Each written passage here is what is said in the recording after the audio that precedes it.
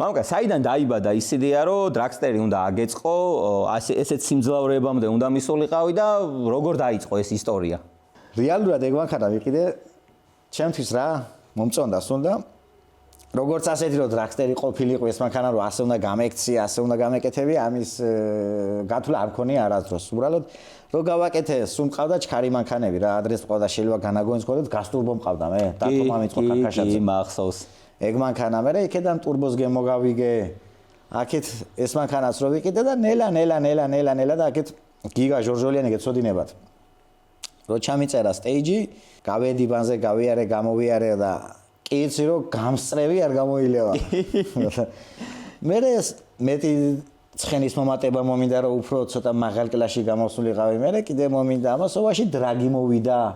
დრაგზე გამოუცადე ეს მანქანა რას იზამდა. ჩავედი თუ რა გამომშვენ პრო აბსოლუტ კლასში. სულ სტოკად ვიყავი რა, არც ტურბო შეცვლი არაფერი და ასე რომ თქვა დავიჩაგრე. რო დავიჩაგრე ახლა მეორე დრაგისთვის უკვე მანქანა მოვამზადე. აქეთ მევამზადებ, იქით სხვები ამზადებენ და უკვე კონკურენციაც წამოვიდა. კონკურენცია წამოვიდა.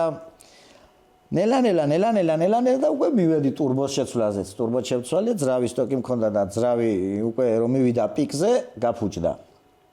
ანუ ამ N55-მა ვეღარ გაუძლო ამ დეცნებას. ანუ რო ჩამოვიყვანე ეს მანქანა, ეს ძრავი არც გამიხსნე, არც დამისერვისებია, პირდაპირ გავაგზელი ამის კეთება. ძრავი რომ გაფუჭდა, ავდექი და შატუნი შეუცვალე, რომ თავი დავიზღვიე და შატუნი რაღაც შევცვალე, ახლა ვიფიქრე რომ მოდი ეს შეცვლილება, მოდი ახლა ტურბოს გავზრდი. ტურბო გავზარდე უკეთესი შედეგები დადო. ასე ნელა გადავიდა კაროფკაზე, გადავიდა დიფერზე, ყველაფერი და მივყევი და დღესდღეობით მოსული ვარ უკვე ამ დონეზე. ეხლაც კიდე იმ მანქანის სამზადიში ვარ, რომ რაღაცა შეჯიბრებები გვინდა ბიჭებს ერთმანეთში მოვაწყოთ და ვემზადებით რა მანქანითაც მეც ჩართული ვარ იქეთ ის ბიჭებიც ჩართული არიან და სულ მალე ახლო მომავალში გამოჩდება ყველაფერი. როგორც კი ცოტა ამინდები გამოვა და მოჭიდება, გაჩდება საფარზე, ნელ-ნელა უკვე დაიწყება ეს დახურულ ავტობანზე ესე დაუძახოთ. დახურულ ავტობანზე ასე დაუძახოთ, კი ქუთაისში აი ავტობანი გვაქვს სამაგისოთ. მე გაგებული მაქვს რომ კარგ დროებს წერსო ქუთაისის ბანიო თბილისის ბანთან შედარებით. რამდენად რამდენად მარტალია იქ ფაქტი. ნახე რა ხდება, ავტობანი არ არის ისე გაცვეთილი, აი როგორც წეროვანზე მაგალითად. ხო, წეროვანზე ნამდვილად არის, იმიტომ რომ ბევრი ისეთი ტალღები ესეთი დატალღული არის ერთი-ორ ადგილას, სადაც ყველა მიცი და არც ვაჭერთ და გვაქვს ძალიან სწორი ადგილები, სადაც უსაფრთხოდ შეგვიძლია დავაჭიროთ, როცა გაცარიელდება ავტობანი და პრობლემა არ აქვს რა. ასევე დაკეტილი ავტობანიც არის ჩვენთან, სადაც შეგვიძლია შევიდეთ და დავაჭიროთ. კი. აი წეროვნის ავტობანზე, დახურულ ავტობანზე, მოდი ესე დაუძახოთ, მინდა ის თქვა, რომ უკვე საკმაოდ ცუდ მდგომარეობაში არის საფარი და ესეთ სიმძლავრეებზე უკვე ცოტა შეიძლება ითქვას საშიში. ბოლოს რო ჩავედით თბილისში რო ვიყავით ჩვენ ბიჭები და იქ წეროვანზე შევხვდით რაღაცა, ძალიან გაგვიჭირდა რა. მოჭიდების თემა ძალიან გაგვიჭირდა. პირველ რიგში მოდი ისიც ვთქვათ, რომ ძალიან ცუდია, როდესაც ესეთ მაგარ პროექტებს ვაწყობთ. ამდენი ადამიანი დასავლეთშიც, თბილისშიც, ყველგან მთელი საქართველოს მასშტაბით ავტოსპორტი, ყველას ძალიან გვიყვარს, ამდენ შრომობთ ბიჭები და არ გვაქვს ერთი ნორმალური დრაგსტრიპი. სადაც შეგვიძლია რომ ეს ყველაფერი ჩვენი გართობა უსაფრთხოდ ჩავატაროთ, ასე ვთქვათ, ყველაფერი. ნუ ამაზე მე იმედი მაქვს, რომ ოდესღაც საქართველოში დრაგსტრიპი გვექნება, ეხლა კი ნუ შენს ავტომობილზე მინდა რომ რამოდენიმე კითხვა დაგისვა. მოკლედ, როდესაც მიხვედი იმ ეტაპზე, რომ უკვე ეს N55 მორჩა, მე როგორც ვიცი, შეცვალეთ თავიდან ბოლომდე ბლოკი. აი, გეტყვით მაგაც, იმიტომ რომ ძალიან ბევრს აინტერესებს რა დევს მაგ მანქანაში. კი. დღესდღეობით იმ ეტაპზე ეს მანქანა რომ ქვედა ხარი, ანუ რასაც ნის რასაც ვეძახით, ანუ ბლოკი კალენვალი, ანუ ღერძი, რაც არის S55-ის, M3-4-ის, კი.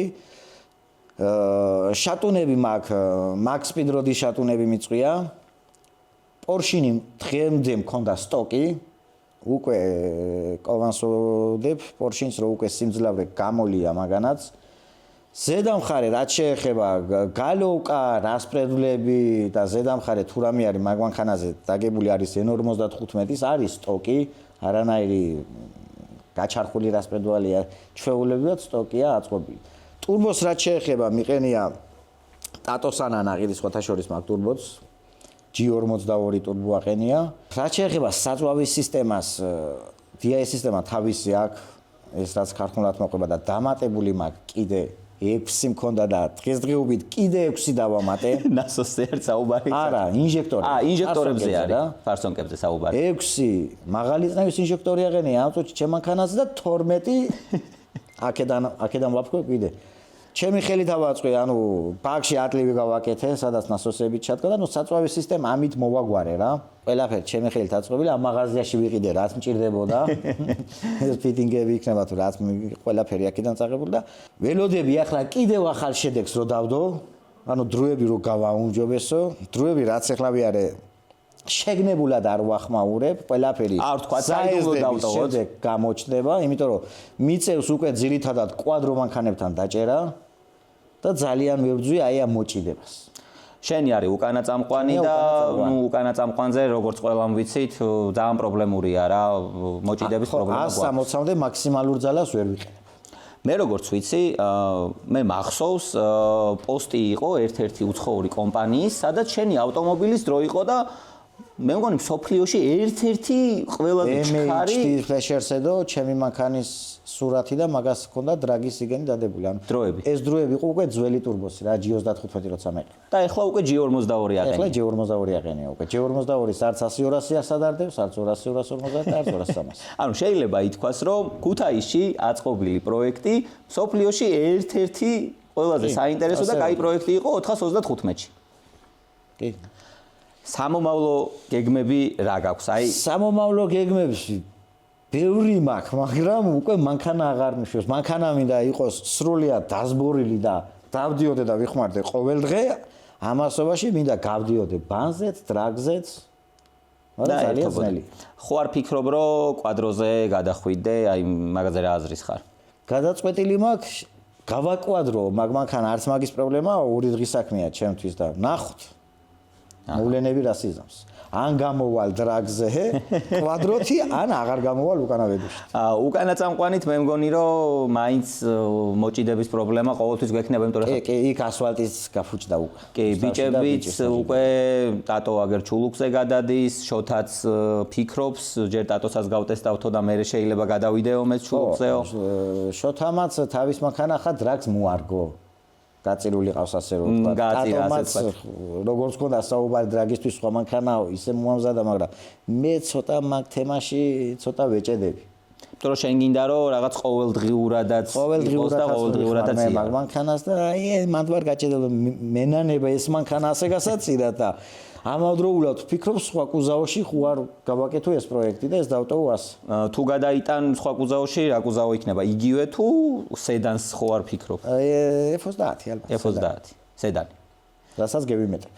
ვიცი რომ ძალიან ბევრი კომპანიები გიყურებთ ხოლმე და მინდა ვთქვა ესეთი რაღაცა რომ ესეთი ადამიანები ძალიან ბევრია საქართველოში, როგორც არის მამუკა, როგორც არის გიგა, როგორც არიან ქუთაისელი ბიჭები, რომლებიც ძალიან მაგარ პროექტებს აწყობენ და კარგი იქნება თუ ესეთ ადამიანებს გვერდში დაუდგებით და პატარა мотиваციას მივცეთ, რომ უფრო და უფრო გაიზარდონ და უფრო და უფრო კარგი პროექტები აწყონ და ეს ყველაფერი შემდეგ უკვე ბანის მაგივრად დრაგზე გადავიდეს და იქ ვეცენოთ რა დრაგისთვის ყველაზე მთავარი რაც აქვს გზა გჭირდება. გზა თქვენს ბიჭებმა რამდენად რეალური არ ვიცი ზუგდიდში აპირებენ ასფალტის დაგებას აეროპორტში.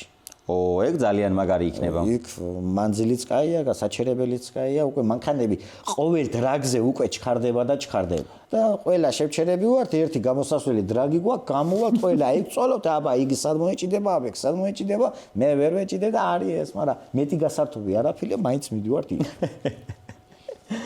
მამუკა, ძალიან დიდი მადლობა ინტერვიუსთვის. მე წარმატებებს გისურვებ და იმედი მაქვს, რომ კიდე და კიდე უფრო გააუმჯობესებ შენ შედეგებს და უკეთეს პროექტებს აწყობ. ამიდები რო გამოვა, დროებსაც დავდებ. ოღონდ ზაიზდის მერე. წარმატებებს გისურვებ. გაიხარე.